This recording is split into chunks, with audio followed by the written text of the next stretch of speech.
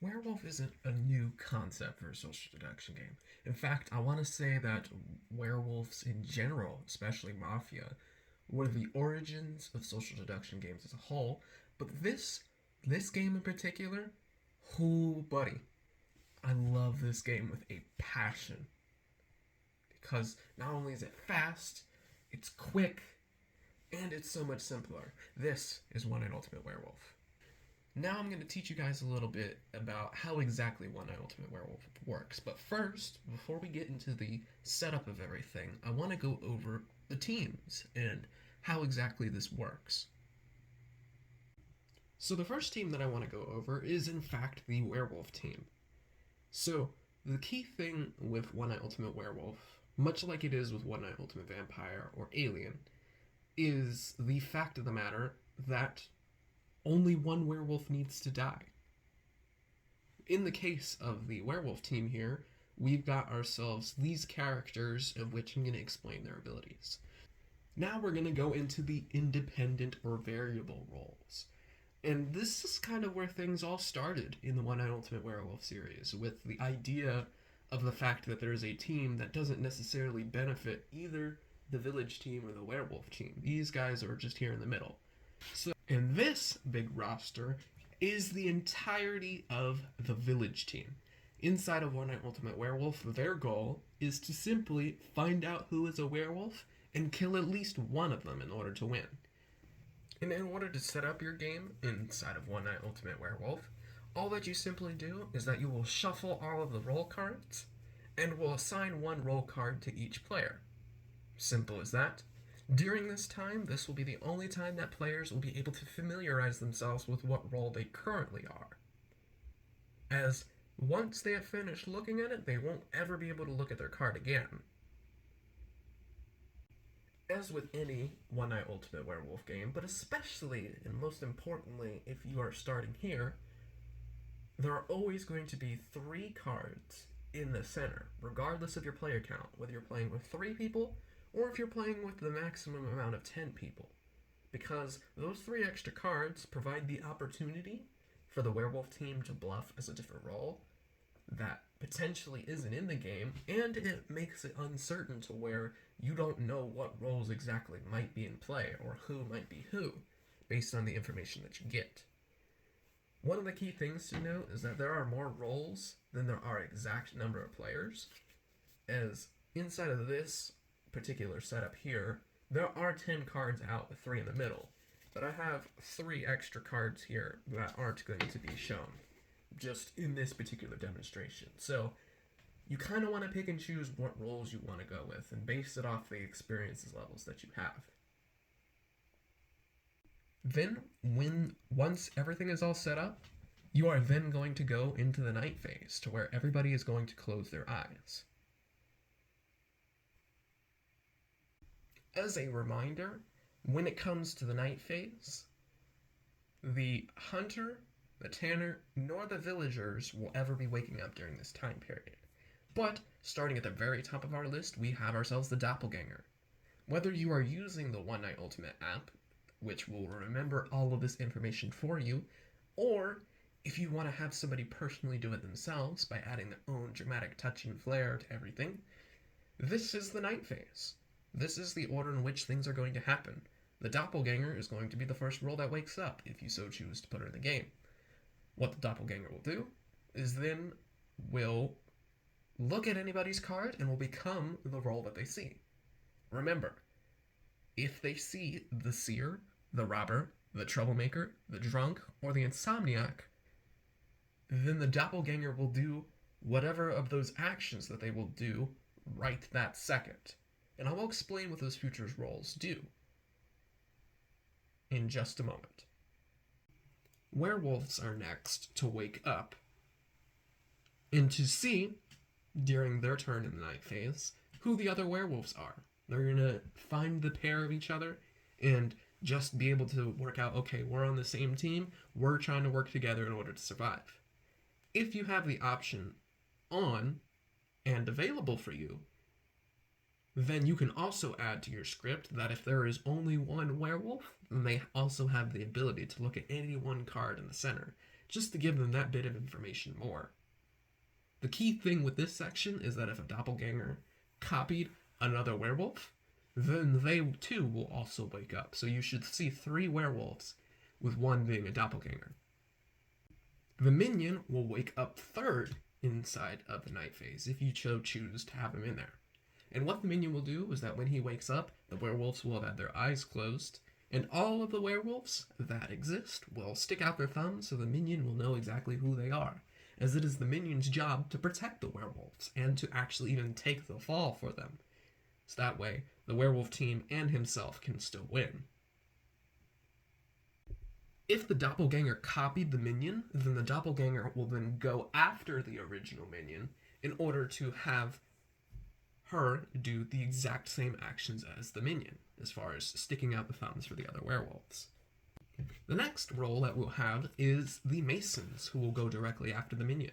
All that the Masons will do is that they will wake up and see if they can find each other. Normally this should happen in pairs, but if the doppelganger copied a Mason, then the doppelganger will also wake up with the other Masons. After this, the Seer will then wake up during the night phase. And what the Seer will do is that the Seer will either look at any player on the table's card, or look at 2 of the cards in the center. Remember, if the doppelganger saw the Seer, the doppelganger will have done this action prior to the Seer going. The Robber is next, to where the Robber will simply wake up after the Seer and will decide to take another player's card and replace his card with that card, thus taking on that new role, and will actually get to see the new card that he took. Key thing to remember, though, is that if the doppelganger saw the Robber, then the doppelganger will have taken the Robber's action prior to the actual Robber going. After the Robber is the Troublemaker. The Troublemaker will then wake up and choose any other 2 players' cards and swap them without looking at them. Simple as that. And just like the Robber, if the Doppelganger saw the Troublemaker's card, then the Doppelganger will have done the Troublemaker's action prior to the Troublemaker going. The Drunk is the card that will go directly after the Troublemaker, and all that the Drunk will do is blindly exchange his card face down with a center card, and take on that new card without looking at it at all. If the Doppelganger saw the Drunk, then the Doppelganger will have taken the Drunk's action prior to the Drunk's turn. And lastly, and most certainly not least, we have ourselves the Insomniac. The Insomniac will then simply wake up and will look at their card to see if in fact they're still the Insomniac, as it's very likely that the Troublemaker or the Robber could have potentially swapped their roles with any other player's roles. They might be a werewolf now and wouldn't have previously known about it. So that will be something that's very crucial to keep in mind.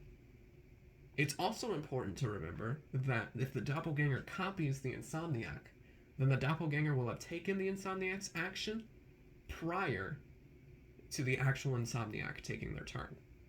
What of these roles that you might be asking? Well, these roles are actually super simple, as because these roles introduce the idea that they don't wake up at all during the night phase. All that the Hunter does is, as a representative of Team Village, he has no initial powers. However, if during the vote he is executed, the player that the Hunter was pointing at also dies too, making it a potential last chance shot at killing a werewolf. Tanner hates his life. He hates his job. He hates everything about the world around him. Hates everything so much to the point to where he's not even on anybody's team. He's on his own team. As the Tanner, you will never wake up during the night phase, but during the day phase, if the Tanner gets executed, then the Tanner alone wins by himself. If the Tanner and a werewolf get executed, then the Tanner wins alongside the village team, as the werewolves can never win if the Tanner dies. These 3 villagers, well, they don't do anything at all. They close their eyes and whenever the day phase starts, they just wake up and can hope to try to piece together information based on other villagers' sayings if they can trust that information to begin with. So, good luck trying to beat these guys. Once this is complete and all the roles have taken their turns as the order has finished, everybody will then wake up. Inside of One Night Ultimate Werewolf, there will exactly be 5 minutes of the day phase taking place. And this will be the time to where all players will then be discussing what exactly happened at night, and will be trying to deduce who in fact is a werewolf, and who is a villager that is simply helping the cause. The werewolves will be trying to come up with whatever lies or stories to not get themselves killed, whereas the villagers will have to find a way to weed through all of the information, what in fact is a truth and what is a lie, in order to be able to deduce who they think best is a candidate for being a werewolf. Once the day phase finishes, either through the timer ending, or if players have come to the consensus before then that they are a really good idea who the werewolf is, then they simply will hold their fingers in the air, and at the count of 3, will point at the player immediately on who they think a werewolf is. Simply put, the win condition is that the majority of votes causes that particular player to die. If one werewolf dies, then the entire village team wins. If no werewolves die and there are werewolves in play, then the werewolf team wins. If it is believed that there are in fact no werewolves in play, that both the werewolves are in the middle, then what can happen at that point is that the player consensus can be for everybody to vote in a circle, to where it's 1 vote apiece for each player, and if no villagers die with no werewolves in play, then the village team wins. So, that is the simple matter of how you play One Night Ultimate Werewolf. One key note when it comes to the voting is that any ties in the voting for most votes for any player causes multiple players to die. So, that is something important to keep in mind. And even if multiple villagers die, as long as one werewolf is caught, then the village team wins. Simple, easy, quick. That's what I love so much about this game. Sometimes we don't just have the time in the day to spend 2 or 3 hours in Ultimate Werewolf slowly killing people off. Especially considering the fact that in Ultimate Werewolf, if you're a villager who just died to a werewolf, then you're out of the game. And who wants that? Who wants to just sit out of the game and twiddle their thumbs while everybody else keeps trying to guess and deduce and vote and laugh and have a whole bunch of fun? Meanwhile, you're kind of feeling a bit left out.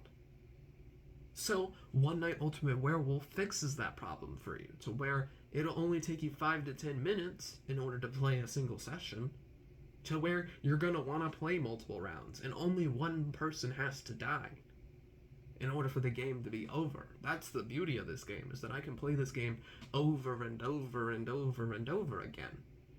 And while I can play One Night Ultimate Werewolf by itself, all of the other games that I have covered, including One Night Ultimate Vampire, One Night Ultimate Alien, and any of the other games in the series, can be combined to where you can mix and match all of these various combinations of different roles and try out different strategies and where you want to emphasize. You have all of this liberty to you inside of this game to make it your own game. And that is the beauty of the social deduction game, is because there's variety, there's high replay value, the sessions are quick, it's easy to learn but a little bit more difficult to master, and that's why I love it. Thank you guys so much for watching. Make sure to subscribe, and I'll see you in the next video.